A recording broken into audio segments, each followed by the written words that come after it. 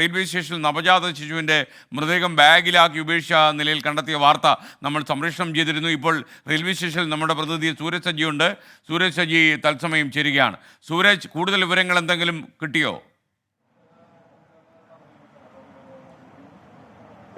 ഇപ്പോൾ ഉന്നത ഉദ്യോഗസ്ഥരുടെ നേതൃത്വത്തിൽ ഇവിടെ പരിശോധനകൾ ആരംഭിച്ചിട്ടുണ്ട്. പ്രധാനമായും ഈ CCTV ദൃശ്യങ്ങൾ കേന്ദ്രീകരിച്ചുകൊണ്ട് ഈ ബാഗ് ഉപേക്ഷിച്ചത് ആര് എന്ന് കണ്ടെത്തുന്നതിനുള്ള ഒരു ശ്രമമാണ് നടത്തുന്നത്. ഇപ്പോൾ പോലീസ് സീൽ ചെയ്ത മേഖലയിൽ വെച്ചാണ് ഈ ബാഗ് തുറന്നത്. പക്ഷേ അതിനു മുൻപ് തന്നെ ഈ മൃതദേഹം, അതായത് ഈ ബാഗ് ഉപേക്ഷിക്കപ്പെട്ടത് നമുക്ക് ദൃശ്യങ്ങളിലേക്ക് പോയാൽ ഈ തൂണിന് ചുവട്ടിലായിരുന്നു, ഇവിടെ ഉപേക്ഷിച്ച നിലയിലായിരുന്നു ഈ ബാഗ് ഉണ്ടായിരുന്നത്. ആ സമയത്ത് ഇതൊന്നും അറിയാതെ ഇവിടെ ഉണ്ടായിരുന്ന ക്ലീനിങ് ജീവനക്കാരി, ഈ ക്ലീനിങ് സ്റ്റാഫ് ഈ ബാഗ് ഉൾപ്പെടെയുള്ള വേസ്റ്റ് ഇവിടെ നിന്ന് അടിച്ചുകൂട്ടി ഈ ഒന്നാമത്തെ പ്ലാറ്റ്ഫോമിൽ നിന്ന് കയറി വരുന്ന മേൽപ്പാലത്തിന്റെ മുകളിൽ അടിച്ചുകൂട്ടി. പക്ഷേ ഈ ബാഗിന് വലിയ രീതിയിൽ കനം അനുഭവപ്പെട്ടതോടുകൂടി ഈ വിവരം ഇവർ റെയിൽവേ പോലീസിന് കൈമാറുകയായിരുന്നു. അങ്ങനെ റെയിൽവേ പോലീസ് എത്തി പരിശോധന നടത്തുന്ന സമയത്താണ് ഈ ബാഗ് തുറന്ന് പരിശോധിക്കുമ്പോഴാണ് 2 ദിവസം മാത്രം പ്രായമുള്ള കുഞ്ഞിന്റെ മൃതദേഹമാണ് അതിനകത്തുനിന്ന് ഉള്ളത് എന്ന് മനസ്സിലാക്കുന്നു. പിന്നീട് ആ ബാഗിൽ നിന്ന് മൃതദേഹം പുറത്തെടുത്ത് പരിശോധന ഉൾപ്പെടെ പൂർത്തിയാക്കി നിലവിൽ ഈ മൃതദേഹം ഇവിടെ നിന്ന് മാറ്റുകയും ചെയ്തിട്ടുണ്ട്. ആരാണ് ഈ ബാഗ് ഉപേക്ഷിച്ചത്, ഈ കുഞ്ഞിനെ ഉപേക്ഷിച്ചു പോയത് എന്നതടക്കമുള്ളത് കണ്ടെത്തുന്നതിന് വേണ്ടിയുള്ള ഒരു ശ്രമമാണ് പോലീസ് ഈ ഘട്ടത്തിൽ ആരംഭിച്ചിട്ടുള്ളത്. പ്രധാനമായിട്ടും